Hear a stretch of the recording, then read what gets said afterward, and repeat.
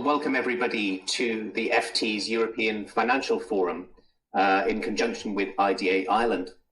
This is the sixth EFF, and I'm delighted to say we're marking a few firsts this year. It's the first of the EFFs to take place in digital form. It's the first since the UK left the EU, and it's the first to take place amid a rethink of the whole global economy, given COVID.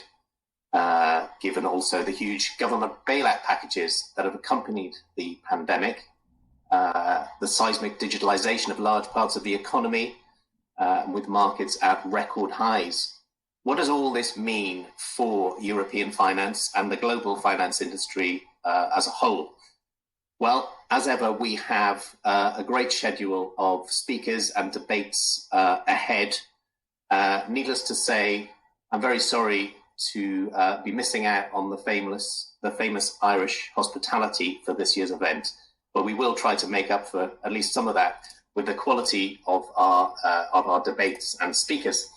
As ever, this year we have the Taoiseach joining us to open the forum, and welcome all of you who have joined virtually on this opportunity.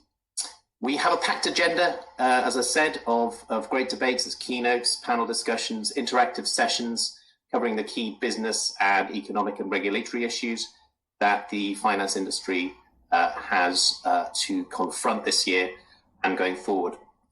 In this year's edition, as I said, the COVID-19 pandemic is clearly going to dominate a lot of proceedings, also the challenging operating environment and the uncertain economic and geopolitical conditions, not least the impact of Brexit. I'd like to encourage you all to please take place interactively in the discussion. Just because we don't have a physical audience doesn't mean you can't get involved. There will be a lot of opportunities to take part in Q&A. You can join the discussion through the chat box to the right of your screen. You can also participate in the live Q&A by pressing the Ask a Question button. And do, of course, share your thoughts on social media as well, using the hashtag EFF21. Now, without further ado, I'd like to start today's conference and hand over now to Martin Shanahan, the CEO of IDA Ireland. Please enjoy the rest of the day. Thank you. Hello everyone, and welcome to the European Financial Forum 2021, the sixth edition of this event.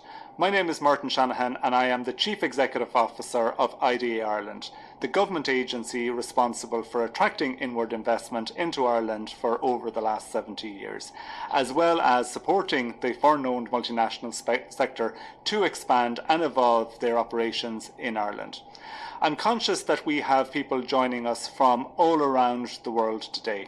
So for our friends in North America and the Western Hemisphere, I would like to wish you good morning. And for those of us in Europe and further east, a good afternoon or evening to you all. I'm delighted that IDA is once again host to this event, and I'm equally excited to hear all of the discussions and talks that are going to come over the next 5 hours. A central theme of last year's forum was disruption. However, I don't think anyone had in mind the type of disruption that we have seen over the last year when we spoke about it back then. I also don't think that anyone could have predicted that the public and industry would have reacted so nimbly and capably to the challenges that we have all faced. And indeed, I think it's fair to say that the international financial services sector has faced down the challenges of the pandemic as well. Not only has it continued to deliver to the highest levels of services and to its clients, the sector has played a central role in responding to the problems of the pandemic. We have seen this through banks providing much needed credit to businesses, and digital payments companies keeping money flowing as the world turned virtual. These are all just small examples of the many roles the international financial services sector has played in helping the world through these very difficult times. That said, it has been a difficult 12 months for companies, for countries and for citizens, and we are not out of the other side yet. From an IDA perspective, we have stayed in close contact with our client companies here in Ireland, and indeed with many of you also at corporate. And we appreciate the partnership, inputs and feedback that have been provided during this period. Ireland remains open for business insofar as is possible, albeit virtually. Our commitment to supporting foreign direct investment has not waned. And from the economic and enterprise data that we have seen from 2020, it is clear that investor commitment hasn't waned either, as Ireland continues to attract investment even during this very difficult period.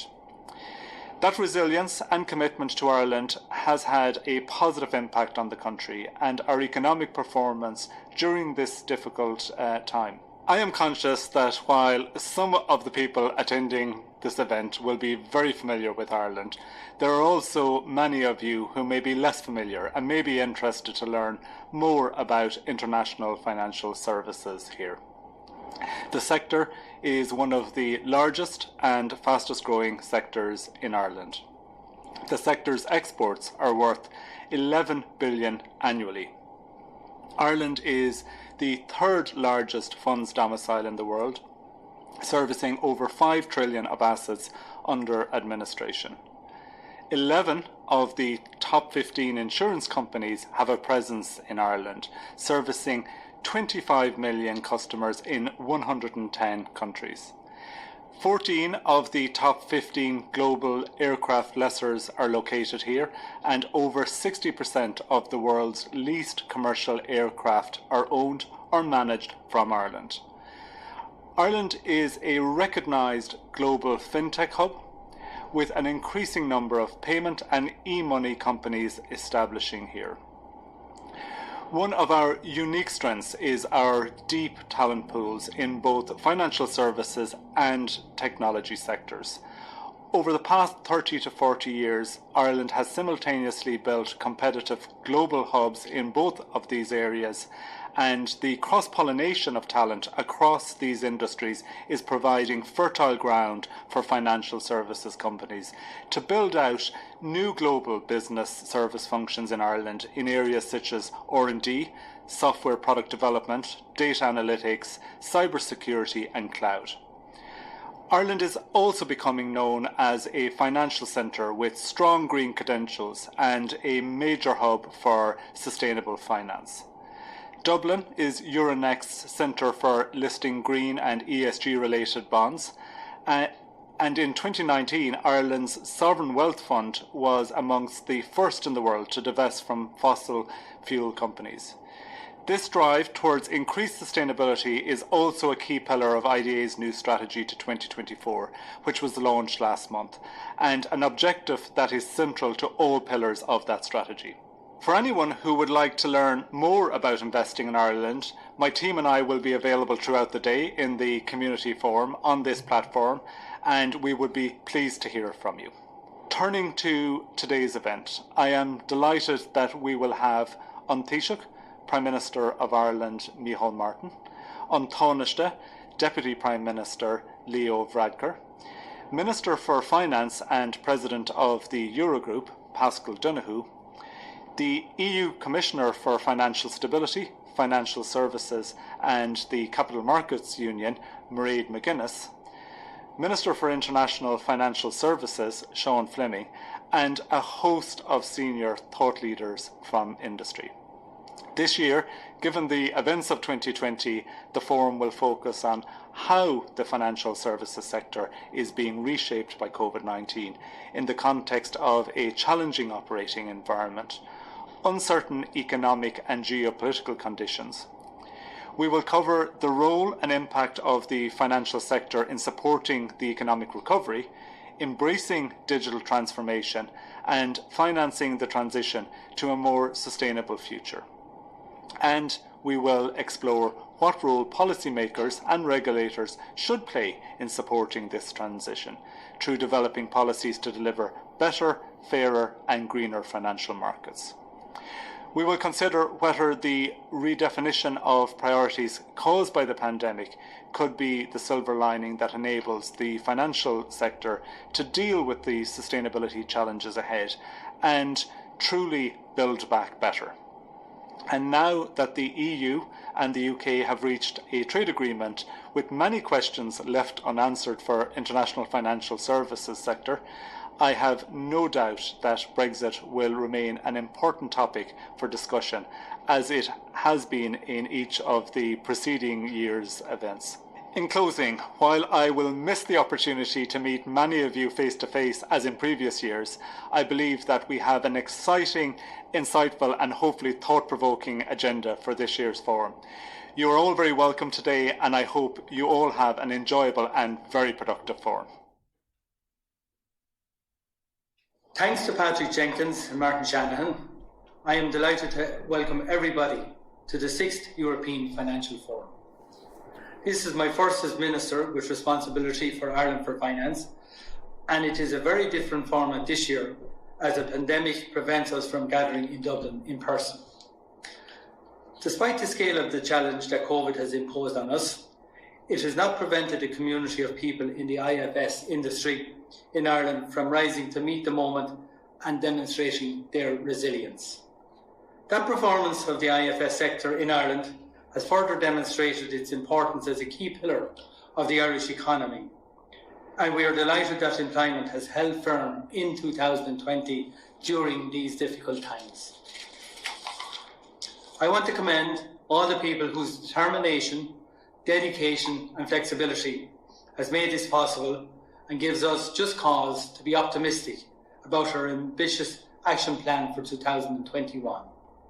In developing that plan, and as part of the review of the sector carried out since I took office, we have broadened the scope of firms that make up the portfolio of jobs in the Ireland for Finance strategy. This was done to ensure that government targets the true nature of the activity being carried out in the sector here in Ireland and the full scale of opportunities being created. This is particularly true in the digital finance and fintech, where the traditional borders of regulated financial services are being redrawn. Employment in the portfolio is at its highest level. There has never been more people working in all sectors across such a broad range of high-value activities. It is also the highest number of people working outside of Dublin in regional locations, and continuing to grow this is a key priority for us. In many ways, the sector has been transformed in the last 6 years as it emerged fully from the reforms implemented in the wake of the great financial crash. We have welcomed the firms that joined us following Brexit as a stable, English-speaking common law jurisdiction. The new action plan for 2021, which was recently approved by the government, sets out to build on our resilience and the success achieved by people in the IFS industry, and focuses energies across our 4 priorities: digital, climate, diversity, and the regions. Key new actions in the plan include the formation of a new fintech group in the Department of Finance. This will ensure that we maximise the benefit from the quiet revolution that is taking place in digital finance and fully align our resources with the opportunities it presents. We will also be working with colleagues in industry to promote the recently enacted Investment Limited Partnership Act, something I trust will form part of the future growth plans of many of you here in the audience today. Delivering on this ambitious work programme will require not just the endeavours of the community here in Ireland, but the wider network of executives across the world in both the public and private sector, and particularly our colleagues in Europe. Looking at the agenda for today and the calibre of speakers assembled for the forum, I am sure we are in for a series of rich discussions that will help shape our thinking on the major strategic challenges we face. The pandemic has offered us a glimpse of the future, one that will be more digitally enabled and more sustainably structured. This is an exciting time to be part of the IFS industry, and it is poised to play a leading role in the key transitions of our time. The Irish Government, through the Ireland for Finance strategy, is committed to supporting the industry, building on the decades-old model of public-private partnership to maximise those opportunities. While I would prefer to welcome those of you who are joining us from overseas in person here today, that has not been possible because we want to secure public health outcomes. It is by necessity our main focus at the moment. We can all, however, look forward to the time when that will be possible and we can once again travel and visit friends and colleagues in financial centres around the world. With that, I wish you all well and I hope you enjoy today.